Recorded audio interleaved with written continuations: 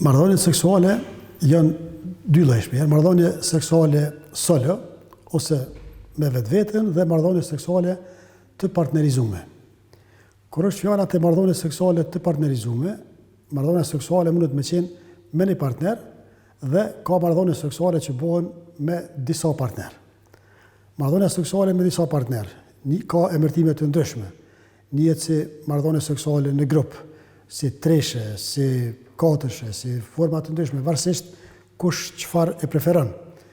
Sa është niveli i kënaqësisë seksuale, prapë është çështje shumë personale ose individuale. Ka shumë çifte që mjaftohen me një marrëdhënie seksuale të partnerizuar mes dy partnerëve. Po disa nga ata me qëllime të shtimit të eksitimit, me qëllim të ekzibicioneve të ndryshme seksuale, me qëllim të rritjes së atraktivitetit seksual, preferojnë ose ju nështrohen e marrëdhënieve seksuale në grup. Ka raste kur njëri prej partnerëve ka dëshirë me pa partnerin ose partnerin e vet duke përfunduar marrëdhënie seksuale me dikon tjetër. Dhe ky e sheh, ka raste kur e incizon dhe e përdor pastaj për stimulim. Ose raste tjera kur njëri prej partnerëve konsumon marrëdhënie në tresh dhe personi tjetër masturbon gjatë asaj kohës.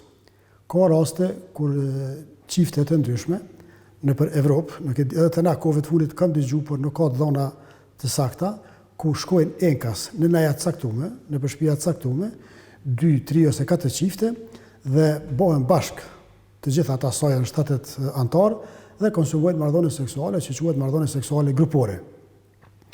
Në perëndim ka vende të posaçme ku çiftet shkojnë, futen bashk të dy partnerët në një mes ku të gjithë janë partner ose çifte të ndryshme dhe aty ndohen secili me secilin dhe angazhohen në një marrëdhënie seksuale kush me kë ka preferencë ose kush i pëlqen në atë mes.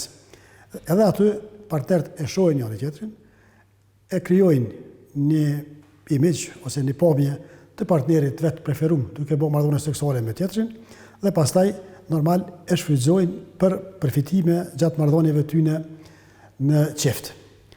Kjo jo gjithmonë rezulton ashtu si është qëllimi për me rritë eksitimin. Ka raste kur partnerët e detyrojnë njënin prej partnerëve me u angazhu në marrëdhënie treshe, pa dëshirën ose pa vullnetin e tij ose të saj. Dhe kjo shkakton çarje, shkakton probleme mes çifteve, po edhe të rastet kur partnerët me vetë dëshirë angazhohen në marrëdhënie seksuale grupore, ka raste kur pas asaj pendohen shumë dhe ka raste kur ky pendim bëhet në problem kronik për individin që i është nënshtruar një marrëdhënie seksuale grupore dhe rrjedhimisht i prish edhe raportet në çift si rezultat i atij angazhimi ose i përfshirjes në një marrëdhënie seksuale grupore.